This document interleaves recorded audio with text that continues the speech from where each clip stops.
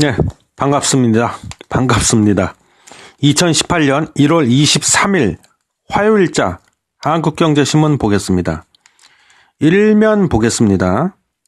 신제품, 신기술은 우선 허용하고 보자. 뭐 이런 헤드라인인데요. 여기 문재인 대통령 사진이 대문짝만하게 뜩 실렸어요. 기사 보죠. 문재인 대통령은 22일 규제 개혁과 관련 지금까지 시도된 적 없는 과감한 방식, 그야말로 혁명적, 과격한 표현을 쓰셨어요. 이분이 되게 온화하신 분인데 혁명적 접근이 필요하다고 말했다. 지금 뭐 혁신 성장을 모토로 내세웠죠. 문재인 정부가. 문 대통령은 이날 청와대에서 주재한 규제혁신 대토론회에서 규제의 혁신은 혁신 성장을 위한 토대라고 할 수 있다. 새로운 융합 기술과 신산업의 변화 속도를 따라가지 못하는 규제는 반드시 혁파해야 한다며 이같이 말했다. 규제 개혁이 먼저다. 문 대통령은 근거 규정이 있어야만 사업할 수 있다는 전제 자체를 재검토하라고 지시하면서 핵심은 신산업, 신기술에는 우선 허용하자는 것이라고 설명했다. 신제품, 신기술은 시장 출시를 우선 허용하고 필요시 사후에 규제 방식으로 규제 체계를 전면 전환해 보자며 기존 법령에서 규제하더라도 시장에서 상품화가 가능한지 최소한 시범 사업이라도 하는 것을 검토하라고 지시했다. 이 정도만 읽겠습니다. 예, 규제 개혁에 관련된 기사 같은데요. 예. 규제 개혁 주요 내용을 보면은요, 총 3개 분야에 걸쳐 약 18개 항목 정도인데, 보니까는 자율주행차, 드론, 바이오, 공인인증 등등 다양해요. 예.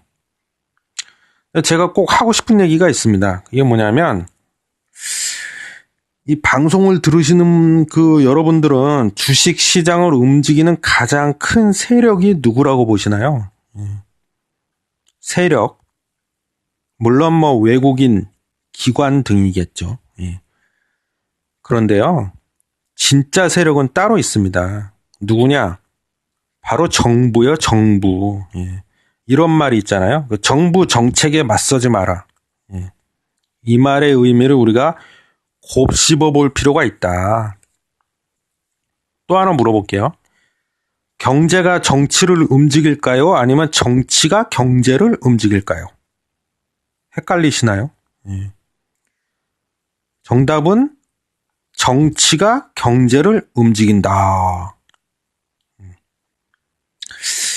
제가 방송을 다시 시작한 지가 아직 얼마 안 됐지만, 예전 방송할 때도 그랬고, 제 방송을 좀 너무도 감사하게 애청하시는 분들이 좀 몇몇 분 계신데, 그분들 좀 이렇게 가끔 사석에서 보면 저한테 이런 질문들을 하는 분들이 좀 계세요. 뭐냐면, 아니, 너는 방송 제목에다가는 진짜 투자의 기술을 알려주는 방송, 떡하니 이렇게 놓고는, 종목 얘기를 좀 많이 좀 해주지, 왜 맨날 엉뚱한 경제신문만 왜 자꾸 해설하고 털고 앉았니? 이렇게 항의 비슷하게, 특히 취중에 그러신 분들이 계신데, 그럴 때마다 저는 참 답답함을 느낍니다. 왜냐하면 신문 속에 정답이 있는데 그걸 모르세요. 이 주가는요, 아무 때나 막 오르는 게 아닙니다. 오를 만한 이유가 있을 때 오르는 거예요. 그 오를 만한 이유는 제가 지금 쓰고 있는 책에서도 제가 밝히고 있는데, 대략 한 20여 가지 정도 됩니다. 제 나름대로 정리를 하면. 이걸 반드시 알아야만 하는데 그 중에 하나가 바로 정부의 정책이라는 거예요. 즉, 정부가 어떤 정책을 펼치느냐에 따라서 주가는 오르기도 내리기도 한다는 겁니다. 이 원리만 잘 알면 주식 투자가 한결 수월해질 거예요. 또한 그 정부 정책은 경제신문을 통해서 쉽게 알 수 있습니다. 그래서 여러분이 조금만 좀 부지런을 떠신다면 이거 어려운 거 절대 아닙니다. 증시가 개장하기 전에 한 두세 시간 전에만 준비를 좀 하라는 거예요. 준비를. 왜 준비를 안 하십니까? 진정한 대박은 준비가 기회를 만났을 때 오는 겁니다. 예? 그날의 신문을 정독을 하다 보면 막 보이기 시작합니다. 예를 한번 들어볼까요? 제가 이 예는 수만 가지 예를 들 수 있어요. 예? 일단 하나만 들어보면 그 오늘자 한국경제신문만 봐도요. 앞서 말씀드린 그 규제 개혁안 관련 기사가 났잖아요. 예. A3면에 규제 개혁 추진 내용이라는 제목으로 요약본이 있어요. 제가 읽어드리지는 않았는데 너무 내용이 길어서 그 내용 하나만 예를 들어보면 아까 제가 그랬잖아요. 대략 한 3개 분야에 18개 항목 정도로 이렇게 요약이 돼 있다고 신문에. 그 중에 하나만 예를 들어봅니다. 기존의 그 유전자 치료 대상을 암이나 에이즈로만 국한되어 있던 거를 감염병이나 만성질환이 뭐야 만성질환이. 쉽게 얘기하면 고혈압, 당뇨병 이런 거잖아요. 만성질환으로 확대한다는 내용이 있어요. 여기 보니까. 이게 있는데 그럼 이런 걸 딱 보고 제일 먼저 떠올려야만 되는 게 뭘까요? 예? 유전자 치료제를 생산하는 기업을 떠올려야 될 겁니다. 예. 상상을 해보세요. 기업 입장에서는 자사 제품의 판매 범위가 확대된 거잖아요. 그럼 당연히 매출이 오를까요? 안 오를까요? 오르죠. 예? 쉽게 얘기하면 예전에는 10명한테밖에 못 팔았는데 팔 수 있는 대상이 10명밖에 안 됐는데 규제를 이렇게 개혁을 하고 하면 완화를 시키는 바람에 100명한테까지도 팔아먹을 수 있다는 겁니다. 그래서 오늘 같은 경우 실제로 보면 증거가 있는데 보면 관련주인 신라젠 주가가 10.4% 상승을 했어요. 바이로메드는 3.3% 상승했습니다. 이뿐만이 아니에요. 또 다른 내용을 보면 종전에는 비의료기관 같은 경우에는 기존에는 그 유전자 검사 관련해 광고를 하려면 사전에 심의를 받아야만 했어요. 근데 이거를 심의를 받지 않고도 광고할 수 있게끔 바꿨다는 내용이에요. 이런 경우도 마크로젠 주가를 확인해 보면 오늘만 6.2% 상승을 했습니다. 이게 적은 숫자가 아니에요. 이게 6.2%, 뭐 10.4% 이런 게 3.4 에게 뭐 3 바이로메드 에게 3.3% 상승했다고? 에게 그게 아니죠. 물론 이런 경우들은 단기 매매, 즉 트레이딩 관점으로 접근해야만 된다는 거예요. 반드시 이런 거는 치고 빠지기 전략. 큰 욕심 버리고요. 매일매일 이런 식으로 꾸준히만 하면 수익 내는 거 어렵지 않다는 겁니다. 소문에 사서 뉴스에 팔아라 뭐 이런 격언이 있어요. 또 흔히 뭐 그러죠. 뉴스에 나오면 재료 노출이 이미 된 거기 때문에 이미 늦었어 뭐 이런 말도 많이 합니다. 또 개미들은 정보의 접근성이 떨어져서 주식 투자로 수익 내기 불가능해. 뭐 이런 말들을 참 많이 해요. 일면 일리가 있기는 합니다. 일리가 있는 말이기는 해요. 근데 반드시 꼭 맞는 말은 아니라는 거예요. 제가 든 예시들이 증명해주고 있지 않습니까? 정보의 부재. 난 정보가 없어 나는. 또 세력 때문에 안 돼 나는. 이런 거 탓하지 말고요. 자신의 게으름을 탓하세요. 예? 제가 또 그 경제신문 해설 방송을 하는 또 하나의 이유가 있는데 그거는 상상력을 통한 통찰력 증대입니다. 통찰력, 인사이트. 주식 투자에 있어서 중요한 게 뭘까요? 상상력이에요. 아인슈타인도 말했잖아요. 상상력. 이 상상력을 토대로 큰 그림을 그릴 수 있는 능력이 필요하다는 겁니다. 상상하세요. 그리고 또 상상하세요.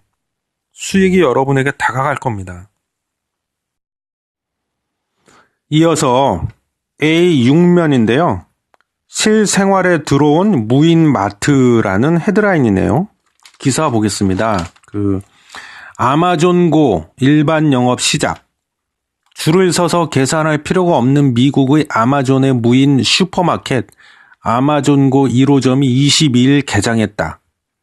직원을 대상으로 1년간 시험 운영하다가 일반인에게 처음으로 문을 열었다. 인공지능과 머신러닝, 컴퓨터 비전 등 첨단 기술이 동원된 무인 매장이다. 이게 이제 일반인을 대상으로도 개장을 했네, 오픈을 했네. 그래서 사람이 없다는 거예요. 그래서 그냥 아마존고 어플 앱을 스마트폰에다 깔고 매장에 들어서기 전에 앱을 실행한 다음에 출입문에다가 QR코드 찍고 입장해서 진열돼 있는 물건을 그냥 막 자기가 사고 싶은 거 사갖고 그냥 나가버리면 자동으로 결제가 된다는 그런 핵심 내용이에요. 이게 혁명이네, 혁명. 여기 보면 유통혁명이라고 표현이 돼 있어요. 예. 우리나라에도 있죠. 제 기억으로는 잠실 롯데월드 타워 안에 있는 걸로 알고 있는데 편의점에 이게 있어요. 근데 그거는 아직 일반인을 대상으로는 아마 오픈이 아직 안 됐을 거예요. 직원들만 대상으로 하고 있는 아닌가? 예, 정확히 기억이 안 나네요. 이게 아마 아마존고를 벤치마킹한 게 아닌가 싶긴 한데 1년간 직원들 대상으로 테스트 기간을 거쳐서 수정 보완해갖고 이제 일반인들 대상으로 오픈을 했다는 거예요. 이런 내용인데 정말 센세이셔널하네요. 예, 저도 한번 가보고 싶네요. 근데 이게 미국에 있네. 시애틀 본사 건물 1층에 있대요. 예. 저는 말이죠. 예. 요 아마존, 구글 요런 이 기사를 접할 때마다 저는 사실 이런 생각이 좀 들어요. 도대체 왜, why 한국에서는 이런 기업들이 나오지 않는 걸까? 그런 생각을 참 많이 하고요. 속상합니다. 이 나라의 공교육이 원망스러울 따름이에요. 세상이 지금 뒤집히고 있는데 아직도 강남 8학군 따지고 있고 명문대 따지고 수능 날만 되면 보세요. 온 나라가 들썩거리고 안타까울 뿐입니다. 이제는요. 전 근대적인 산업사회에 길들여진 그런 마인드로는요. 그냥 인생이 고통스럽기만 할 따름이에요. 최근에 불거진 가상화폐 사태만 봐도 그렇습니다. 저는 근데 솔직히 얘기도 몇 번 했는데 가상화폐란 용어도 마음에 안 들어요. 안철수 대표가 그런 말 했네요. 안철수 대표도 똑같은 생각을 갖고 있는 것 같아요. 가상화폐란 말 틀렸다. 암호화폐란 말을 써야 된다. 이렇게. 불만을 언론에다가 표시하셨더라고요. 안철수 대표도. 투기 현상에만 집착해갖고 본질을 보지 못하는 우를 범하고 있습니다. 제가 지난 방송에서도 상상력 얘기했지만 또한 저는 이런 상상도 해봅니다. 예. 이건 이제 약간 우스갯소리인데 이 기사에 보면은 각종 카메라가 굉장히 많이 달려있나 봐요. 예. 카메라를 통해서 이제 인공지능이 이렇게 지켜보고 있다가 조인간이 예를 들면 진열돼서 매장을 우유 예를 들어서 1000ml짜리 하나 사려고 집어들었네. 그러면 장바구니에 자동으로 담는다는 거예요. 인공지능이. 그렇게 돼 있는데 요런 걸 한번 만약에 우리가 이제 인공지능을 놀려 먹으려고 우유를 진열돼 있는 걸 계속 미친 듯이 들었다 놨다 살까 말까 이렇게 반복을 하면 인공지능이 어떤 반응을 보일까요? 전 정말 궁금해요. 그래서 예를 들어서 1분당 1100번의 속도로 미친 듯이 그냥 들었다 놨다 계속 이러고 있으면 나중에 인공지능이 이런 쌍 하면서 육두문자를 날리면서 장난치지 마라 이렇게 하는 정도까지 되지 않을까. 예, 개인적으로 꼭 한번 테스트 해보고 싶네요. 예. 여기 기사 내용은 그래요. 여기 기자분이 또 직접 또 미국까지 날아가셨나봐. 그래갖고 이 아마존고에다가 양해를 구해가지고 한번 테스트 해본다는 개념으로 몰래 우리가 그렇잖아요. 무인이면 사람이 없으니까 물건을 도둑질 훔쳐갈 수도 있잖아요. 그래서 그걸 한번 해봤대. 그랬더니 딱 걸렸다는 거예요. 예. 근데 훔치는 건 나쁜 거잖아요. 절도는 안 되니까 이렇게 들었다 놨다 이렇게 좀 해보면 인공지능이 어떤 반응을 보일까. 그래서 만약에 그것까지도 정말 이런 하면서 장난치지 마라 이렇게 나오면 정말 대단한 거죠. 이거 어마어마한 기술력입니다. 정말. 예. 근데 이렇게 되면 아마 우리나라에도 아까 제가 우리나라에도 무인 점포가 있다고 했는데 아마존고 같은 무인 그런 상점이 확산될 거라고 봅니다. 시간의 문제일 뿐이죠. 예. 그렇게 되면 또 우울해지네요. 예. 맨날 뭐 이렇게 맨날 안타깝고 우울하고 막.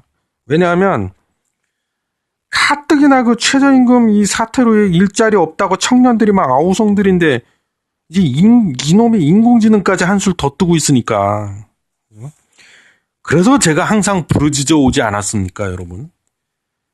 이럴 바에는 차라리 그냥 전부 다 로봇으로 대체해버리고 이런 관련 기업들한테 로봇세를 왕창 물려버리는 거예요. 그래갖고 그 돈으로 기본소득이란 걸 신설을 해가지고 전 국민들에게 지급해버리는 거예요. 왜냐하면 인공지능과 로봇은 결코 우리가 거스를 수 없는 대세라고 보기 때문입니다. 제프 베조스는요, 제가 보기에 천재입니다. 천재고, 제 바람은 그래요. 우리나라에서도 제2, 제3의 베조스가 계속 줄기차게 나오기를 간절히 기원을 해봅니다. 다음은 그 A12면인데요. 카드밴 수수료 오르는 카센터 미장원 부글부글 뭐 이런 헤드라인이요. 헤드라인이 좀 재밌네. 부글부글. 뭐 속이 끓고 있다는 얘기 같은데 기사 보죠. 금융위원회가 5만 원 이하 소액 결제가 많은 카드 가맹점의 카드 수수료는 낮춰주는 대신 5만 원 이상에 대해서는 수수료를 높이기로 해 논란이 빚어지고 있다. 최종구 금융위원장은 22일 여신금융협회에서 편의점협회, 마트협회, 슈퍼마켓협회 등 소상공인 단체와 간담회를 열고 카드 수수료 원가 중 하나인 밴 수수료 체계를 조정하겠다고 말했다. 최 위원장은 편의점 등 소액 결제가 많은 10만여 개 가맹점들이 매년 200만 원에서 300만 원가량을 줄이도록 돕겠다고 설명했다. 뭐 이렇게 돼 있어요.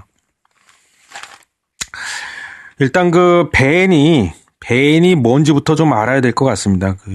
우리가 편의점 같은 데 가서 이게 물건 사고 카드를 내밀잖아요. 그럼 이 점원이 카드 리더기에다가 카드를 꽂죠. 그죠?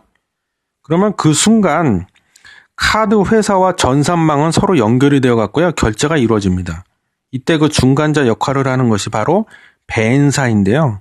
즉, 전산망에 접속을 해가지고 카드 회사의 서버에 접속을 하는 겁니다. 그래서 이 카드 회원의 어떤 연체 또는 뭐 카드 정지 상태 이런 거를 조회를 하는 거예요. 그래서 이상이 없으면 결제가 이루어지죠. 이상이 있으면 결제 거부가 나오죠. 이때 그 중간자 역할을 하는 것이 바로 또 밴사입니다. 아시겠죠? 밴사는 통신망을 임대를 해요. 그래갖고 카드 회사와 카드 회원을 이렇게 서로 연결해주는 어떻게 보면 중개해주는 중간자 입장이라고 보면 돼요. 그리고 그 대가로 카드 회사로부터 수수료를 받는 겁니다. 그죠? 근데 이 기존에는요, 정액제라고 해갖고 결제 한 건당 얼마씩이든 정해진, 그러니까 결제 금액이 뭐 10,000원이든 1,000원이든 500원이든 10만 원이든 상관없이 그냥 정액제에서 결제 한 건 할 때마다 얼마 딱 이렇게 정해진 수수료를 받았어요. 그동안에는. 근데 이렇게 하다 보면 1,000원 미만의 소액 결제 같은 경우 요즘엔 껌도 다 1,000원 하대요. 근데 아직도 500원짜리 껌이 많이 있잖아요. 그럼 예를 들어서 500원짜리 껌 하나 사고 뻔뻔하게 카드를 쓱 내밀어. 물론 이제 점원은 똥 씹은 얼굴을 하죠. 그래도 뭐 거부를 할 수 없으니까 결제를 하죠.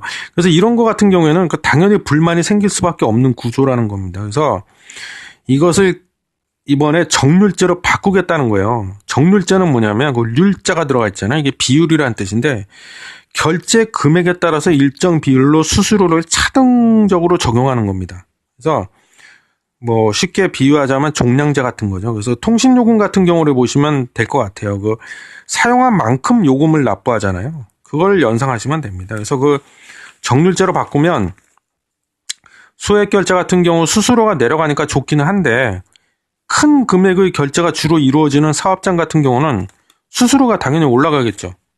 그래서 그 카센터 같은 업종에서 반발하는 겁니다. 그래서 아까 그 헤드라인이 카드밴 수수료 오르는 카센터 미정원 부글부글 열받았다는 거예요. 그죠? 그래서 편의점이나 이런 데는 좋겠죠. 우리가 편의점에서 뭐 5만 원, 7만 원, 10만 원 이렇게 한 번에 물건을 그렇게 사는 경우는 많지 않잖아요. 그죠? 뭐 그런 내용입니다. 예. 이어서 A13 국제면인데요. 산유국 잠잠한 세일 틈타 감산 연장 시사 뭐 이런 헤드라인이 있어요. 예. 이것도 기사 잠깐 보죠. 석유 수출국 기구 오펙이죠. 오펙. 리더격인 사우디아라비아와 비오펙 석유 대국 러시아가 올해 말까지 예정된 원유 감산을 재확인하고 그 이상의 협력 가능성을 내비쳤다. 이런 가운데 미국 셰일 오일 업계는 증산에 소극적인 태도를 보이고 있다. 모두 국제 유가를 더 밀어 올릴 수 있는 소식이다. 그죠? 그래서 기사의 핵심은 뭐냐면 앞으로 그 유가가 더 오를 것 같다 뭐 그런 내용이에요. 그리고 얼마 전에 그 베네수엘라 아시죠? 베네수엘라도 그 산유국이잖아요. 베네수엘라도 지금 그 원유 생산량이 줄고 있대요. 예.